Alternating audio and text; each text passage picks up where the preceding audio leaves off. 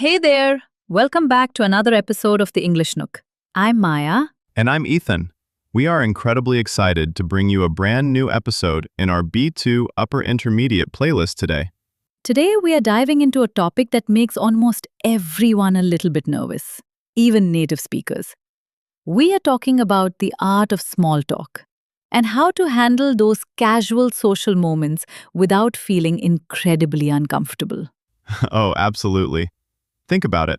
You are standing in the office kitchen waiting for your coffee, or you are attending a professional networking event, and suddenly you are face to face with someone you don't know very well. The room goes completely quiet.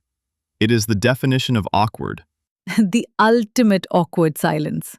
Awkward is our first big B2 word for today. And it describes that weird, uncomfortable feeling when a social situation doesn't feel natural or smooth. Most intermediate learners face a massive fluency block here because they are terrified of making a mistake. So they just stay silent. Exactly. But small talk isn't an interrogation. It's just a casual conversation. Casual means informal, relaxed, and low pressure.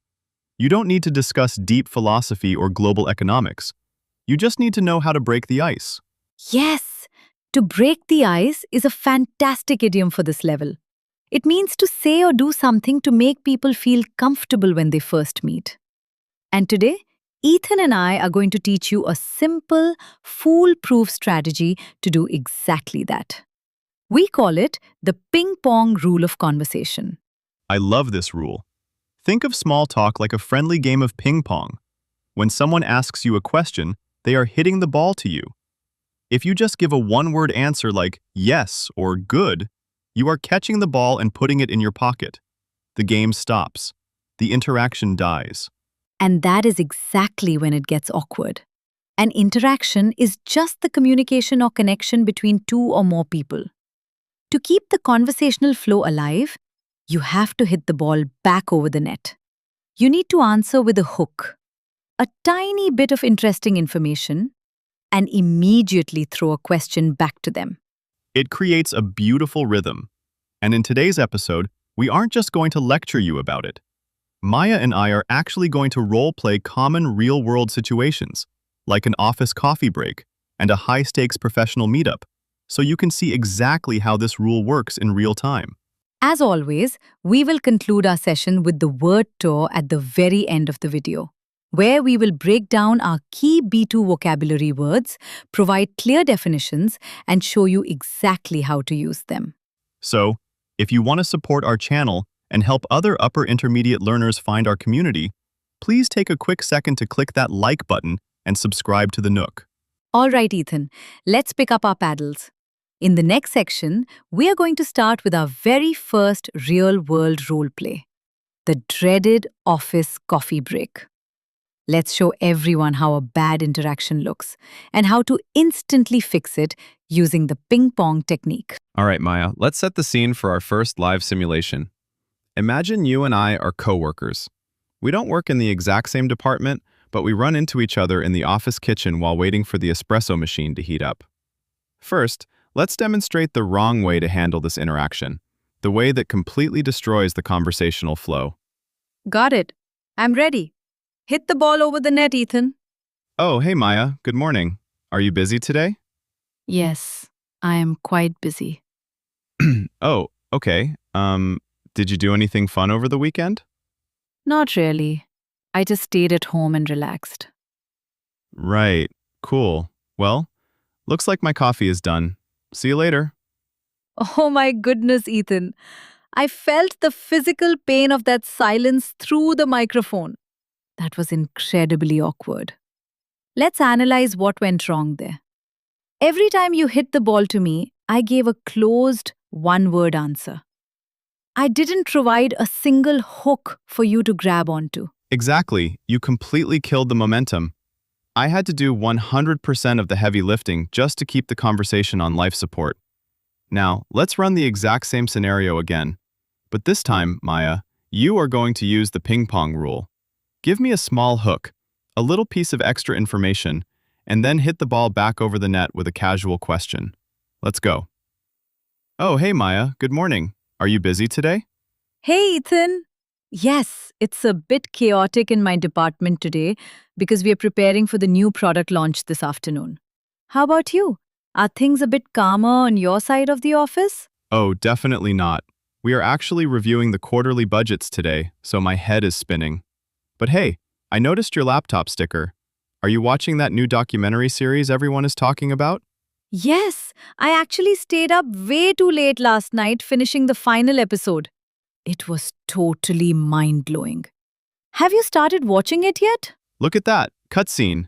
That was absolute gold, Maya. Did you notice how effortless that felt? By adding just one extra detail, mentioning the product launch, you gave me the perfect opportunity to ask a follow-up question. It completely changes the energy of the room.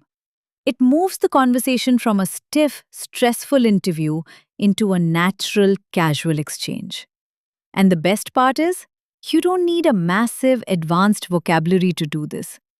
You just need to be willing to share a small, relatable detail about your day. It is a total game changer for workplace confidence.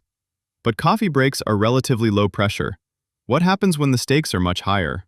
Ah, yes. Let's move out of the office kitchen and step into a high stakes professional networking event, where you actually need to make a fantastic first impression on absolute strangers. Let's face it, Maya. The office kitchen is one thing, but stepping into a professional networking event room packed with hundreds of absolute strangers? That is a completely different level of social anxiety. Your palms sweat, your heart races, and your brain completely freezes up. Oh, I think even the most confident extroverts get a little intimidated by that scenario, Ethan. When you are an upper intermediate speaker, the pressure feels doubled because you're trying to sound professional while your brain is desperately searching for the right words. Exactly. You stand near the buffet table, holding a glass of water, pretending to look at your phone so you don't look lonely. It is so painful. But the secret to professional small talk is that you don't need a brilliant, profound opening line. You just need to look at the environment around you to break the ice. Let's run a simulation right now. Imagine we are attending a digital marketing conference. We are standing near the main stage right after the keynote speech finishes. Perfect, let's do it. I'm standing by the stage looking at the event brochure. Excuse me, hi. I couldn't help but notice you were taking notes during that presentation. What did you think of the speaker's ideas on artificial intelligence? Oh, hi. Honestly, I thought her data on automation was fascinating, but I felt her predictions for the next year were a little bit unrealistic. I'm Maya, by the way. I work in software development. It is a pleasure to meet you, Maya. I'm Ethan. And I completely agree with you. She definitely glossed over the implementation challenges. Is this your first time attending this specific conference, or do you come every year? It's actually my very first time here. My company sponsored my ticket because we are trying to expand our network. What about you? Are you presenting a workshop this week or just enjoying the sessions? And freeze right there. That was an absolutely textbook B2 interaction. Notice what Maya did right at the beginning. She didn't just say, "I liked the presentation." She gave a clear opinion, introduced her professional field, and then immediately hit the ball back to me by asking about my experience with the conference. And because we used the environment, the keynote speaker, as our starting point, it didn't feel forced or artificial at all. It felt like a completely natural extension of the room's energy. It completely protects the conversational flow. It really does. The biggest mistake people make at networking events is thinking they need to give a massive, aggressive sales pitch the second they meet someone. Real networking is just small talk built on mutual curiosity. You build the human connection first, and the professional opportunities follow naturally. I couldn't agree more. Now that we have mastered the office break and the conference hall, let's wrap up our strategy guide with the daily, practical habits you can use to build this conversational muscle at home. All right, Maya, we have looked at the office kitchen and deconstructed a high-stakes networking event. Now let's turn these simulations into 3 actionable rules that our listeners can use to build real-world conversational confidence starting today. Rule number 1 is what I call creating your personal 3-question bank. Oh, I love this strategy. Tell everyone how it works, Ethan. Before you step into any social situation, whether it's a weekend barbecue with neighbors or a company dinner, consciously prepare 3 open-ended, casual questions in your mind. They should be questions that cannot be answered with a simple yes or no. For example, what are your plans for the upcoming holiday? Or, how did you get started in your current line of work? That is such a fantastic safety net. Having those questions ready in your head completely removes the panic if the room suddenly goes quiet. It gives you a tool to break the ice instantly. And that leads perfectly into our second rule, the 5-second rule for silence. Tell us about that one, Maya. When a conversation pauses, intermediate learners often panic immediately and assume the situation has become completely awkward.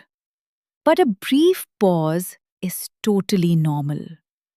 Give the interaction at least 5 seconds of breathing room before you jump in. Use that short pause to look around the environment, relax your shoulders, and smoothly introduce a new topic from your question bank. That is exceptionally valuable advice.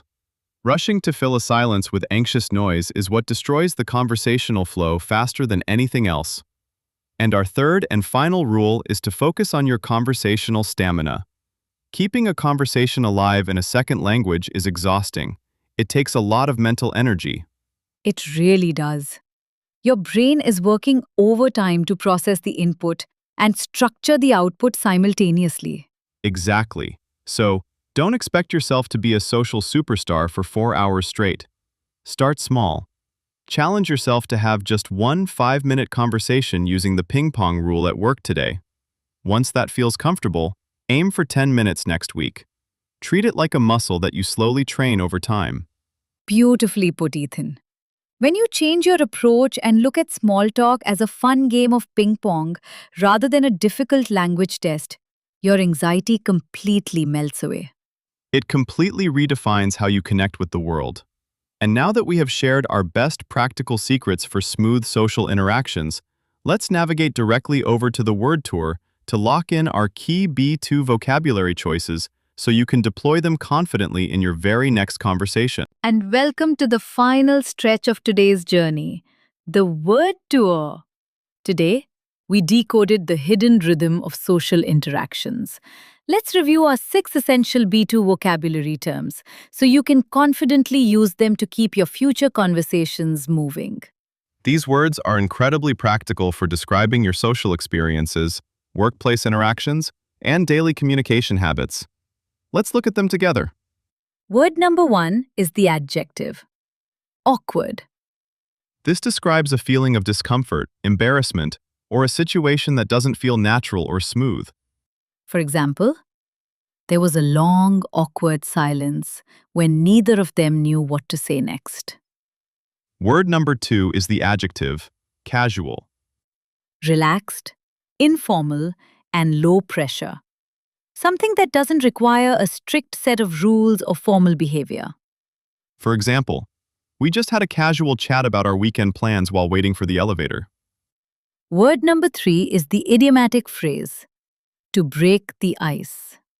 To say or do something friendly or funny to make people feel comfortable when they first meet or when a room is quiet. For example, he told a funny story about his dog to break the ice at the start of the meeting. Word number 4 is the noun, networking. The activity of meeting and talking to new people, especially in your profession, to exchange information, ideas, and build useful connections. For example, she attended the weekend conference specifically to do some business networking. Word number 5 is the noun, interaction. An occasion where 2 or more people communicate, react, or spend time connecting with each other. For example, online language classes provide a lot of direct interaction between the teacher and the students. And finally, word number 6 is the noun phrase, conversational flow. The natural, smooth, and continuous rhythm of a conversation. When ideas move effortlessly back and forth without awkward interruptions.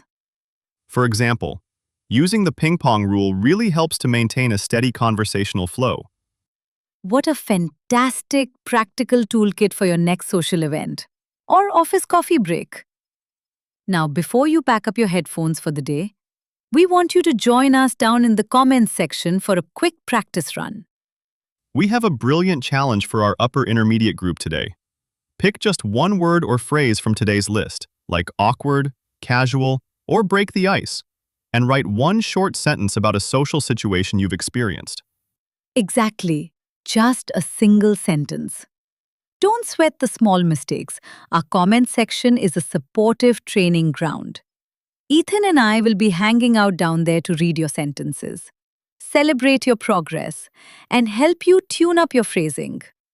And if our simulations made you laugh today, or gave you a little boost of social confidence, please show your support by hitting that like button and subscribing to the channel. Your engagement keeps the Nook running. Thank you so much for hanging out with us, for your fantastic energy, and for dedicating your time to mastering your speech.